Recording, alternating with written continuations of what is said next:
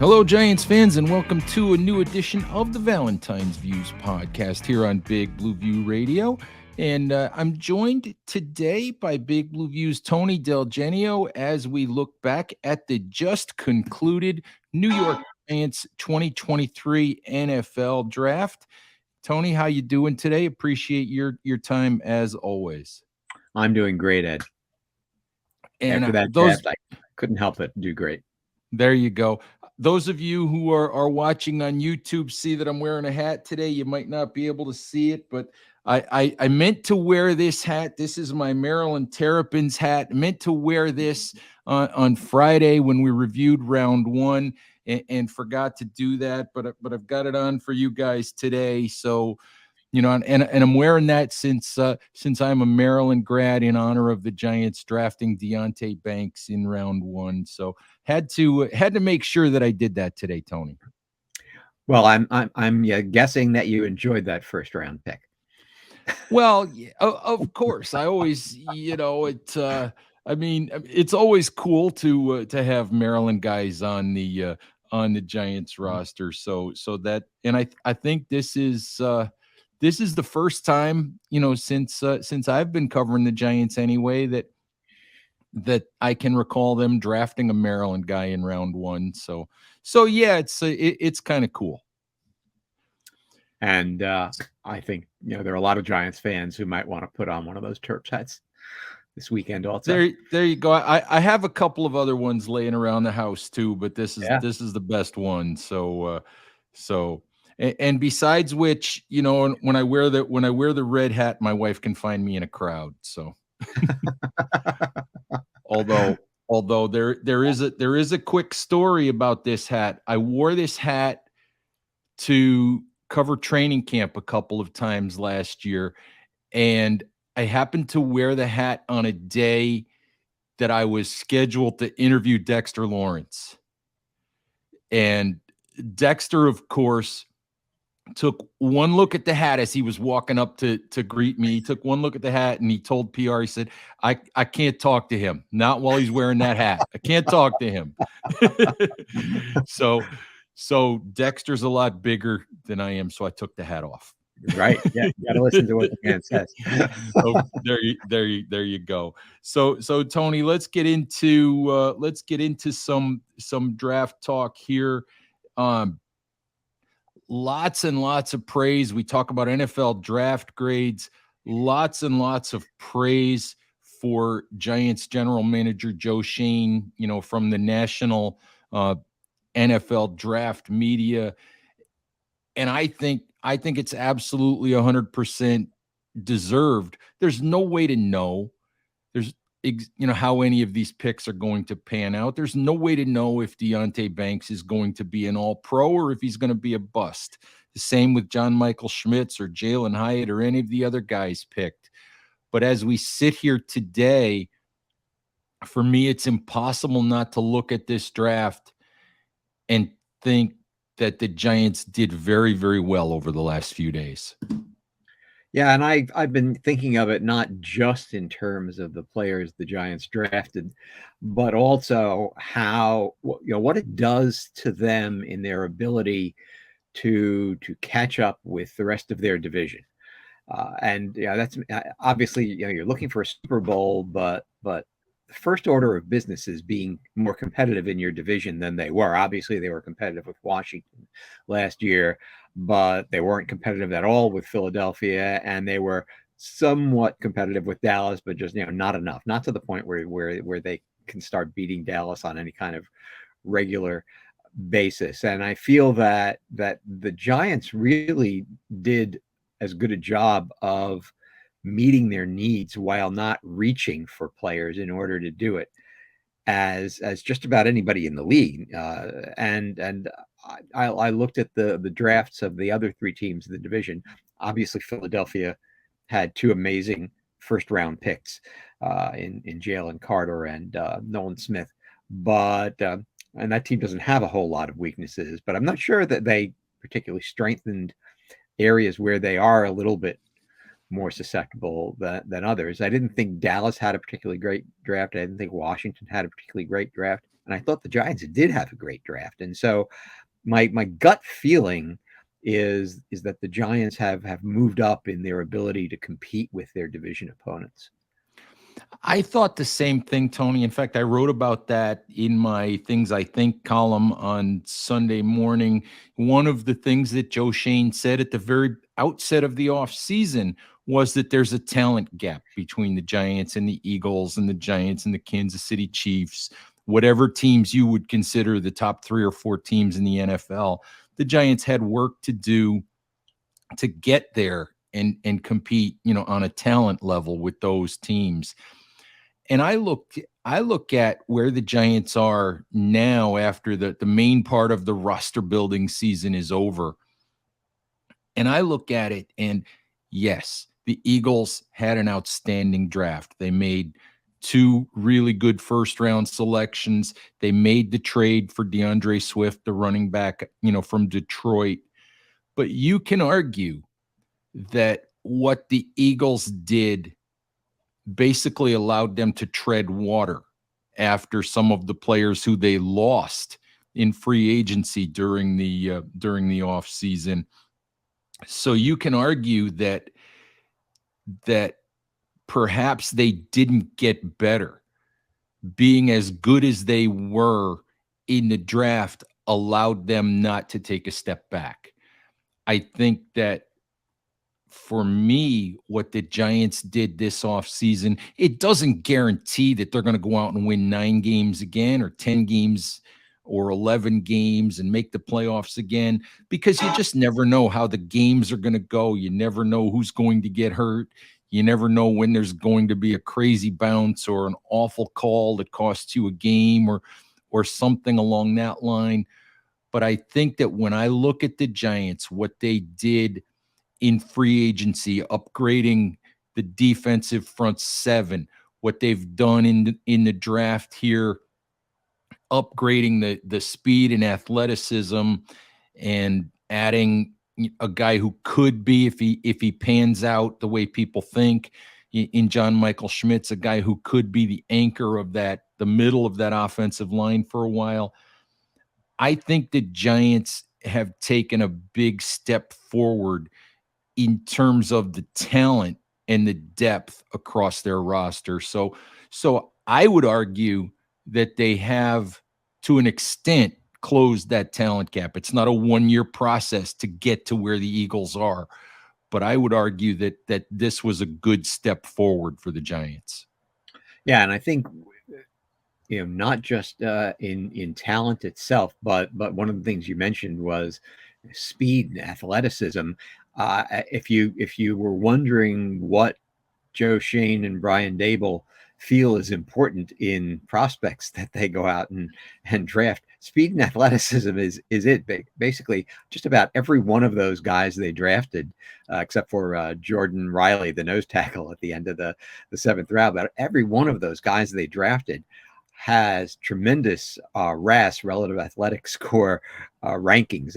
Deonte Banks, it was actually, I think, the highest RAS score of anyone in the last 37 years or something like that. It's just amazing the consistency with which they drafted guys that are extremely athletic, and that even went into their free agent signings, because they signed a free agent wide receiver, Bryce Ford Wheaton, who was a big guy, 6'4", 211 stuff, and you look at his chart and it's insane. Yeah, he ran a 4.38 40. In some of the mock drafts that I did, I was picking Bryce Ford Wheaton for the Giants on day 3, simply for the reason that I kept looking at the relative athletic score or the chart on Mock Draftable and saying, this guy's at the top of almost every category when it comes to athleticism. You've got to take a flyer on this guy and see if you can tap into that. Yeah, and that's also, I think, something that you have to keep in mind with the division opponents, because if you look at the division opponents, they all have very athletic skill players. I mean, obviously the Eagles, not only with Jalen Hurts, but with their wide receivers, are extremely athletic. The Cowboys too, with their wide receivers, and Dak is actually pretty athletic too. And even Washington with Dotson and Curtis Samuel and so on, have pretty athletic receivers. And so I think it's clear there's a type that the Giants are looking for on the team. And that's one, not the only factor, obviously, but one of the factors that they must use to sift through prospects. Yeah, it's interesting. You mentioned the value of the picks, and Warren Sharp of Sharp Football posted a couple of graphics on Sunday morning.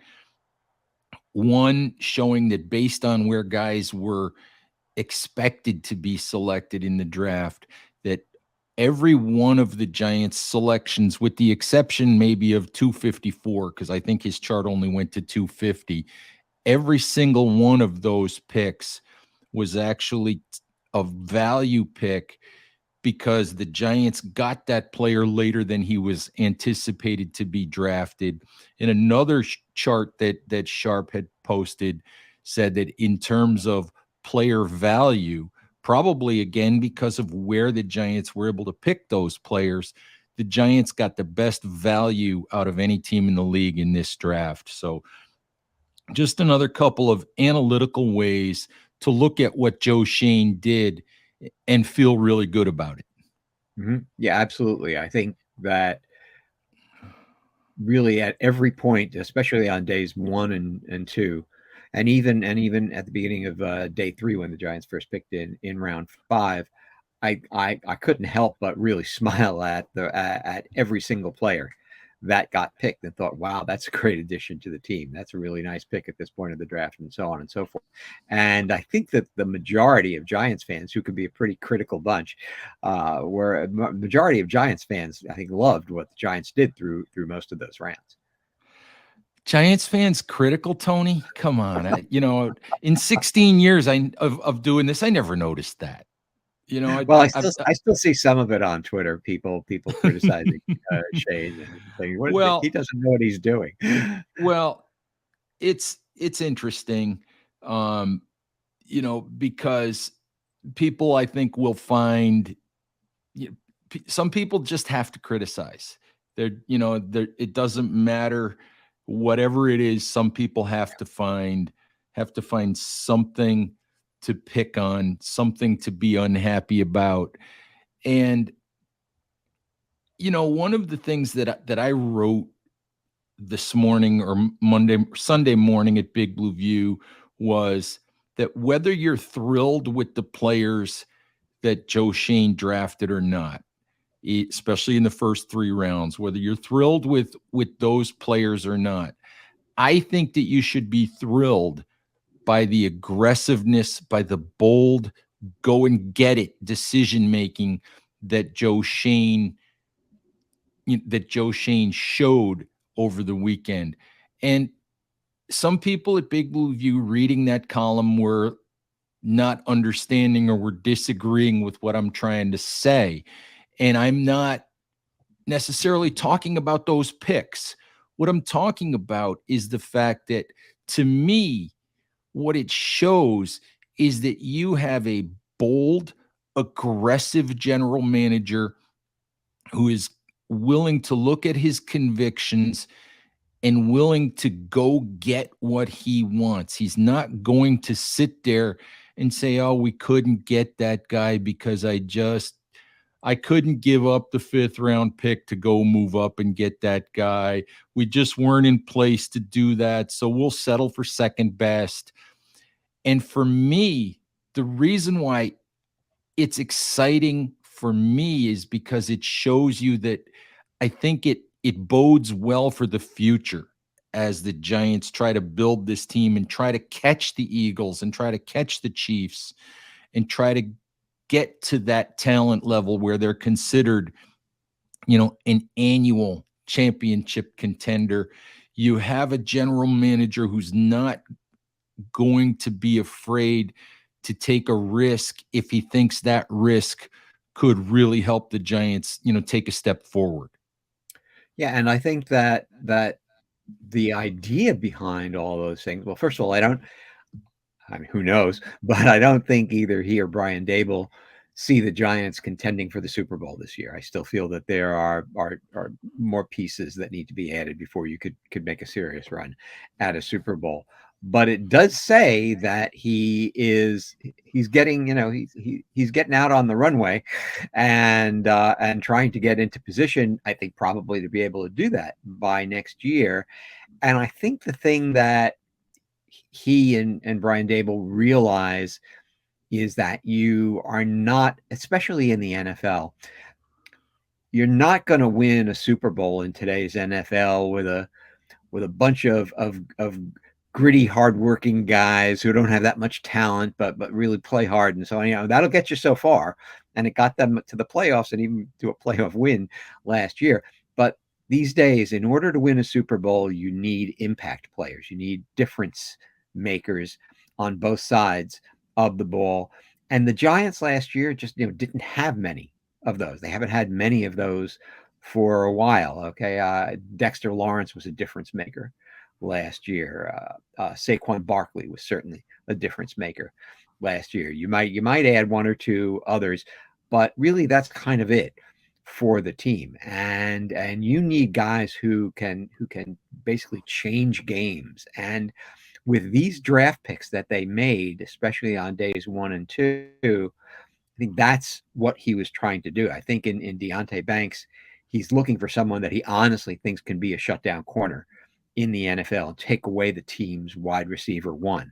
That's a difference maker. With Jalen Hyatt, he's looking for someone who can not only be a home run hitter himself, but with the speed downfield can open up those middle levels of the field and make it easier for Mike Kafka to scheme other guys open in short and intermediate routes too. So again, people who affect how opposing defenses have to deal with you. And I think he realizes that until you add enough of those guys to the team, you can't legitimately think about winning a Super Bowl. And so you see the opportunity to grab players you think can be that, and you say, I'm willing to spend resources to do that. Absolutely. It's funny that you went in that direction in that answer, Tony, because one of the things, I get asked all the time, or got asked all the time leading up to the draft, what position you think the Giants should get after, or should go after. What do they really need? And you could answer wide receiver, you could answer cornerback, you could answer whatever you wanted to answer. But for me, the real answer for that, the real thing that the Giants had to search for was, as you said, difference makers, game-changing players, guys who could do things.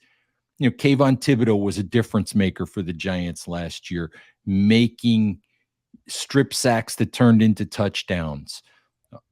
So the Giants just didn't have enough of that type of player. And for me, where do you get those types of players? You get those types of players in the first round and in general in the top 100 selections. You don't get those players in the 6th and 7th round. The Giants were in a different situation last year. Joe Schoen and Brian Dable came in and they had no idea what they had. They didn't think they had much talent. They wanted to collect as many players as possible. Joe traded down a couple times. This year was different. This year, Joe was hunting difference makers. And I think that when I think about this, Chris Flum did some great work for us with all the draft prospect profiles. I think there were more than 130 of them on the website leading up to the draft. When Chris graded the picks that the Giants made, when he put his grades together on Sunday morning, he dinged the selections of Hyatt and Banks just a little bit because of the capital that Joe Schoen gave up. And I love you, Chris, but I strongly, strongly disagree with dinging those picks because of what Joe gave up to move up and make those picks. I'll just say a little bit more, Tony, and then I'll let you weigh in. I understand that some people shake their head at the idea that the Giants moved up one spot to get Deonte Banks.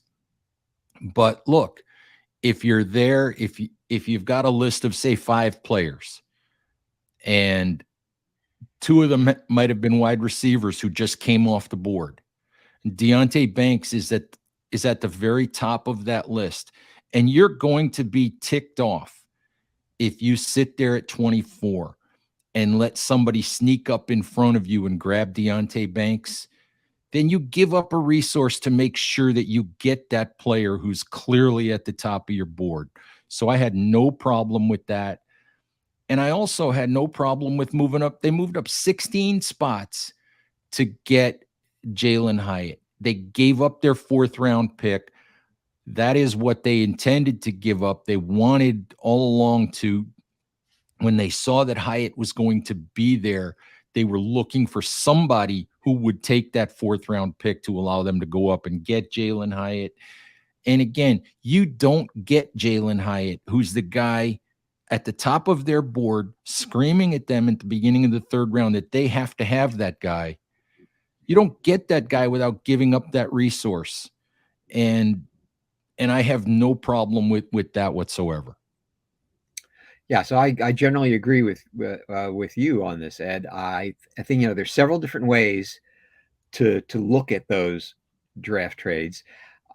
The statistics say that you're better off in general trading down than trading up, because there's a lot more uncertainty in evaluating players, even at the level of NFL general managers, than any of us and probably any of them want to admit. And so, as they say, the more bites at the apple you have, the better your chances of finding good players. And for that reason, you're better off adding players rather than denying yourself players by trading picks away. So if you could make these trades 100 times, then I think the statistics show that over 100 times you win more often than you lose by trading down, and you lose more often than you win by trading up. But of course, we're not doing it 100 times. We're doing it 1 time or 2 times, right? And so out of those 100 times, if by trading up you win 45% of the time and lose 55% of the time, well, that means there's still 45 times that you won by doing that, right? And so you have to figure out, is this one of the times that I think it's worth doing? If you just look at trading pick number, moving up from 89 to 73 and giving up pick number 128 to do it, actually, if you look at these various trade chart calculators, that particular move, the one they made in the 3rd round, was not weighed in or against, or for or against them. It was a fairly even exchange of picks, because once you get to that part of the draft on day 2, the value of picks kind of starts to flatten out. And so you're not making as bad a deal to move up 16 picks as you think you are. And so that one I think I was okay with from the start. But the other thing you have to think about, and I think this is one way to look at what he did, or I say what he did, but really what was done in the 3rd round apparently was Brian Daboll's doing. I gather that Brian Daboll was the one who was chatting with Sean McVay and getting the idea to make a trade, and Joe let him run with it. I gather that he had something to do with it. So good job, Daves, right? But anyway, in the case of Jalen Hyatt, here's the question that I think you have to ask in evaluating that particular trade. Is Jalen Hyatt the 73rd best player in that draft? Well, on big boards, he was number 39. On consensus big boards, he was about number 39. And so somebody was wrong there. And you could argue that, well, NFL general managers know more than anybody out there who's establishing a mock draft board. and they're all passing on Jalen Hyatt halfway through the third round, and so maybe they know something that the rest of us outside the NFL don't know about Jalen Hyatt's limitations and so on, or they weigh them differently. What we do know about his limitations, like his limited route tree and stuff like that. And so that's going to be the question going forward: is Jalen Hyatt going to turn out to be a player who plays like a 73 pick, or is he going to turn out to be a player who plays like a 39 pick? If he plays like a 39 pick, then that trade was a tremendous value for the Giants. If he plays like a 73 pick, it was still, I think, a good move, and they gave up as much as they got in doing it. So although that was a big jump, 16 picks, I didn't think that was a bad one at all. The Deontay Banks situation, again, it's a situation where I think you realize when you're making that trade that you're giving up too much to do it, and you go ahead and do it anyway for precisely the reason that you said. You move up one slot because it's the difference between getting the player you want and not getting the player you want. Okay, and the Giants know about that every time they see Devontae Smith line up against them. That one pick in the one slot in the draft can mean a lot when somebody else makes the move and you don't. So if they really had Deontay Banks significantly higher than Joey Porter Jr., whom they could have had in that slot, then sure, you have to go get it. And a fifth and a seventh round pick isn't necessarily a tremendous price to pay, especially this year where apparently Daniel Jeremiah was being told by NFL general managers that the draft kind of disappears in terms of high value players once you get through day two. This year anyway.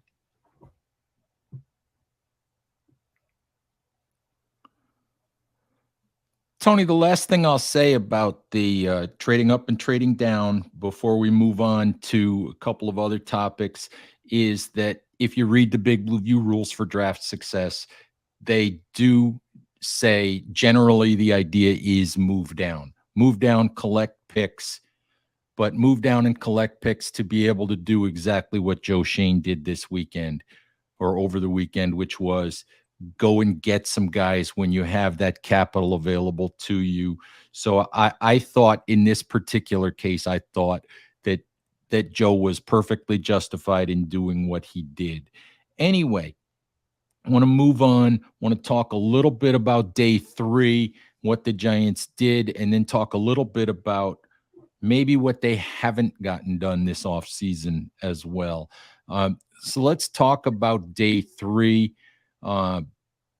Again, the Giants focused a lot on athleticism. They got a backup running back for Saquon Barkley. They got the big run-stuffing defensive tackle in Jordan Riley, a guy that nobody other than Emory Hunt of Football Game Plan seemed to have a scouting report on.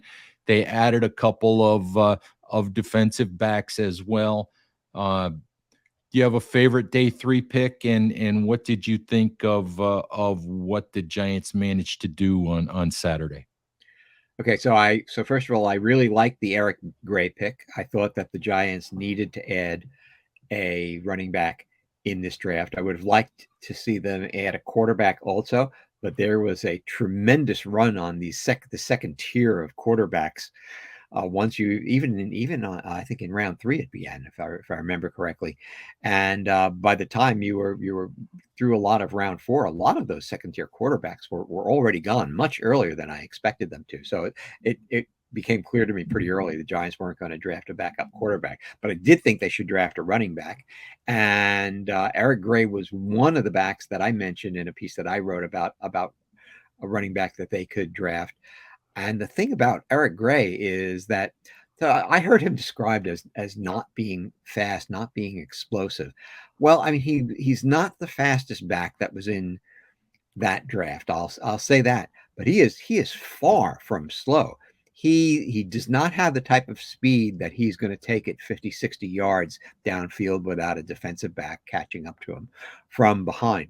But he's someone who explodes through the hole and accelerates really quickly. And I just did not get the impressions of people who said that that he doesn't have the explosiveness. He is great at getting through that hole after he makes his first cut, and he's really pretty elusive. And so I think he's a back who can make significant plays for the Giants in a backup role. So I really like that pick. He also is someone, I gather, who could be a punt returner. And as we know from last year, the Giants, I think, need to find some answers at punt return.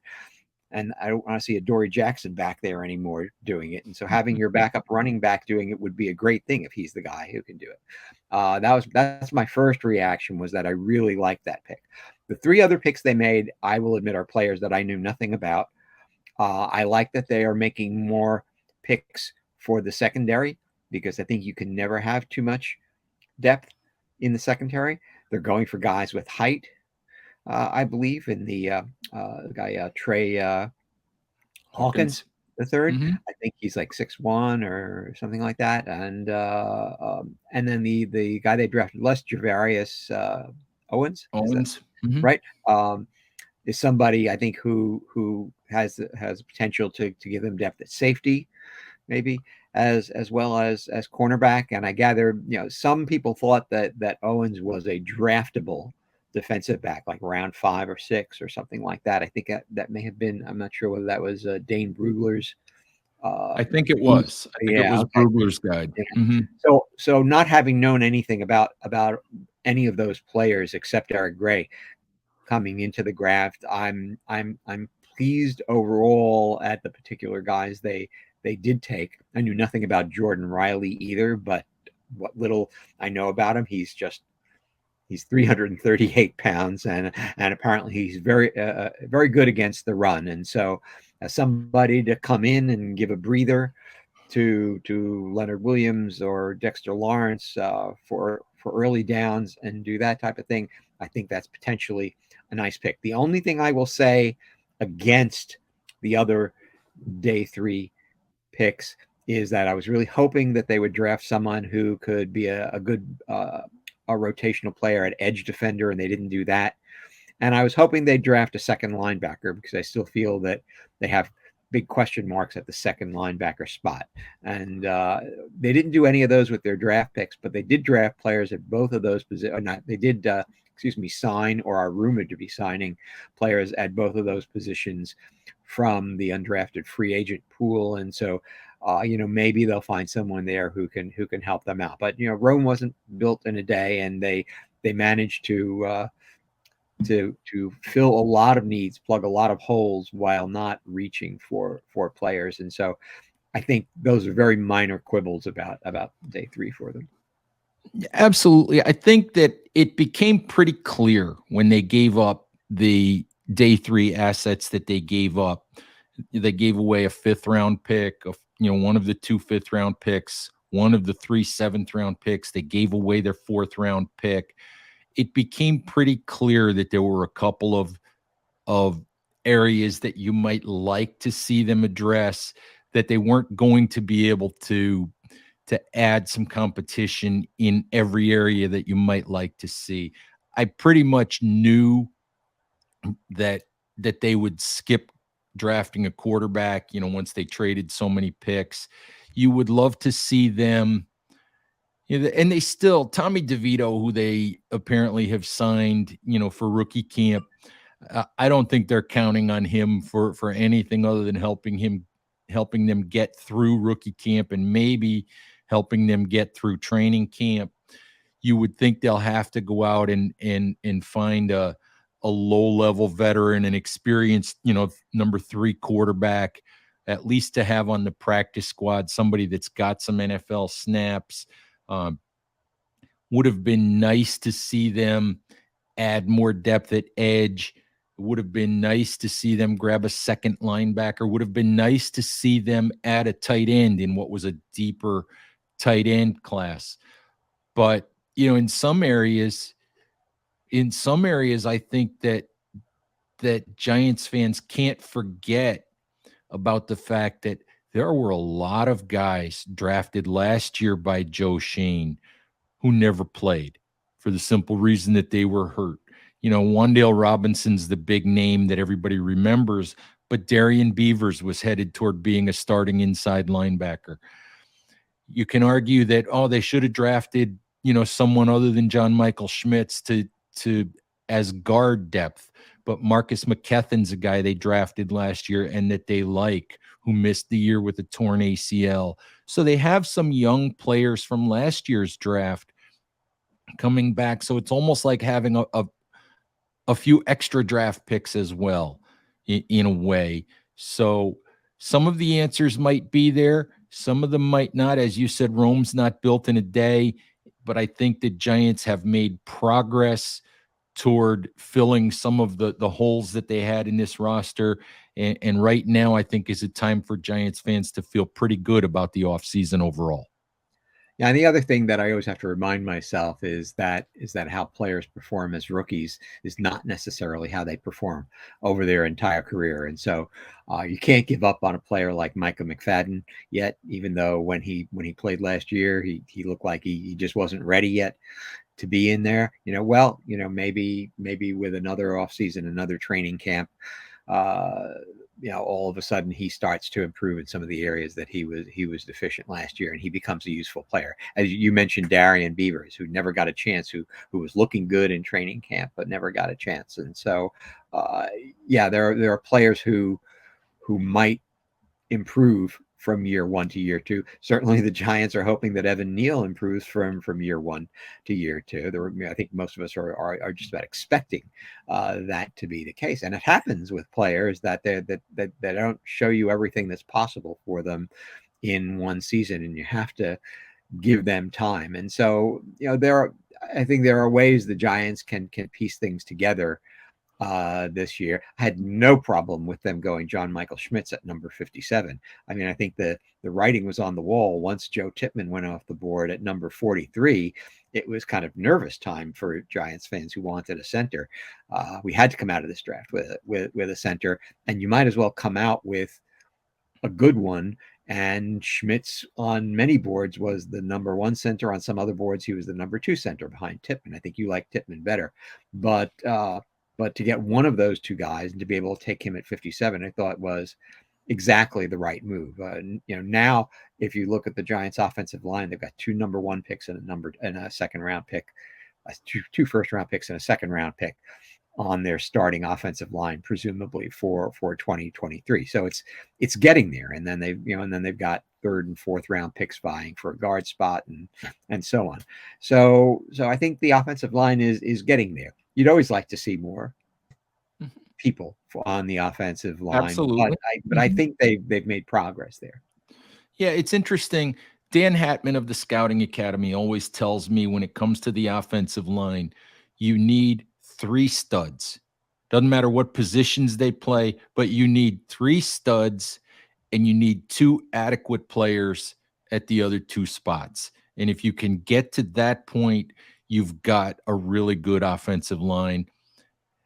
If the Giants are right about John Michael Schmitz, and if they were right about Evan Neal, and he'll show us a lot about whether they were or not. He'll show us a lot in 2023 because I expect him to play better. It's a matter of how much better. Does he look like a long-term answer at right tackle? If he is, and if John Michael Schmitz is what the Giants think he is and draft analysts think he is, then guess what? Then the Giants have their three studs. And then they can then you fill in at guard with the best you can with your Ben Bredesons and Josh Azudus and whatever else you can, and then you're in pretty good shape. Yeah, and long term, that's going to be, I think, a key thing for the Giants' success in their division, because it's pretty obvious that the Philadelphia Eagles are not holding back when it comes to building up their defensive line. Absolutely not. Yeah, and the Dallas Cowboys have been strong on the defensive line for years also, and the Commanders too have been good on the defensive line. So all three of those division opponents, that's 6 games a year against teams who are good on the DL. And so I think the Giants have taken steps to compete better against those lines. We'll just see how much better starting this year. But obviously, the offensive line is an area that I think they're going to have to try to make additions to really kind of every year for a while until they get to the point where they really feel that they can go toe to toe with those other division opponents. Absolutely. Tony, I think that's a good place for us to call it a day. Giants fans, please remember, like, share, and subscribe if you're watching us on YouTube, and subscribe wherever you listen to podcasts across the Big Blue View Radio Network. All right, please stay safe out there, take care of each other, and we'll talk to you soon. Bye-bye.